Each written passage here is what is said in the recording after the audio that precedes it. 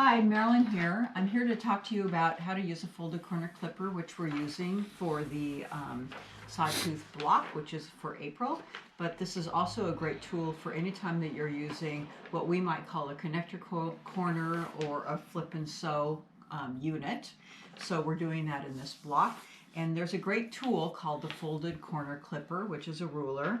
And some of you might already own it, and it looks like this. This is the original maker. That the ruler looks like this, and now it's made by Creative Grid. So if you just bought it, the Creative Grid ruler looks like this, but they're the exact same ruler. Now with Creative Grid, it is nice because it has a little non-slip thing on the back of it.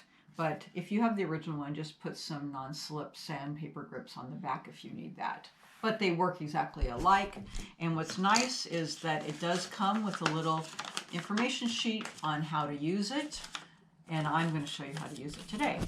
So traditionally, when you're making these units, in this handout, what we need is we need squares from number 6, which is the mint color, and then 14 and 15 as your background, which are the rectangles. And then traditionally what you do is you draw a line right here from point to point. And I'll just take my pencil and I'll draw my line. You're going to sew on that line, and then you're going to flip that open, flip that up, and then you would press it open, and then cut those with a 1/4 inch underneath and cut that fabric that's left underneath, and then you would have a unit that looks like that. And you're going to make 4 of them, 2 with those fabrics and 2 with your 14 and your 15.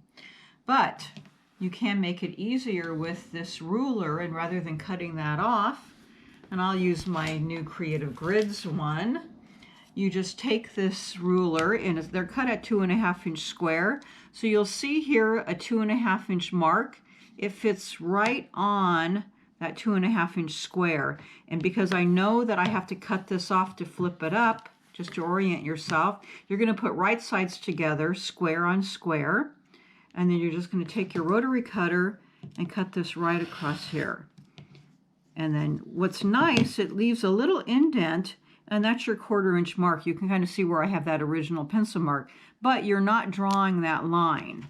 Okay, so here's one without the line. I can take all 4 of mine now and put my ruler right up against here. It saves you a lot of time drawing. You get this nice, accurate cut where you're going to be piecing. And then if you feel comfortable, if you really need a little extra comfort, you can take and stick a pin there. I might just pick mine up, take it right to my machine, put it right under here. I have a perfect 1/4 inch indent, and then sew right along. And I would cut all 4 of mine, take and put it right under the machine, and string piece it. And then when you take it out, just carefully press it open. First I just finger press it a little bit so I don't stretch it, and press it open, and it's perfect. Okay? So I also want to show you, I'm making another quilt. This is a little add-on. I'm making one that has a snowball block. So it's the same thing. So instead of drawing all these lines, I'm just going to take my square. These are little 1 1/4 or 1.5 inch squares. First, I'm just going to lay them down right sides together. I'm going to cut all 4 of mine at once. I'm just going to keep turning it. And if you had one of those little rotary mats, that would be really nice, but you don't have to have it. I don't have one here. I'm just going to keep turning my block around and cutting all 4 corners, laying it down. Isn't that nice and quick and easy? And they're all exact, and I'm not going to pin it. Then I just take my block to the machine, lay it down, and then I can just sew all 4. I didn't take that one out, but that's all right. Forgot I didn't cut that one off from before. And then I just lift my needle, turn it around. They kind of stick to where they're at, and then just sew all 4 for my snowball block. You kind of get where I'm going with that. So then you just press those open. The other thing that you can also do with this is you can cut a binding. So what you do to cut a binding with it is you take your binding strips, mine are cut 2 1/4 inches, you lay both right side up. And this does tell you that in the little information packet that comes with it, right side up. So these are cut 2 1/4. I'm gonna lay them down, put my 2 1/4 inch mark right here. So I have my little line guide, that's 2 1/4. If you're doing 2 1/2, you would line it up at 2 1/2. You can see the blunt end up here in there. I'm just going to cut it off right against it.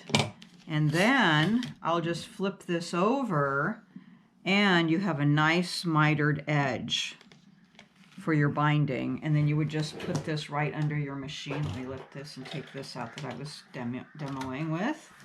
You would put this under your machine, those two edges together.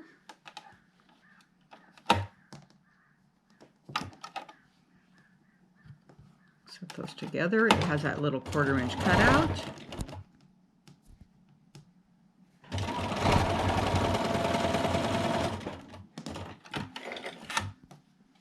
And then I have that nice mitered edge for doing a binding, which is really nice. And it matches perfectly.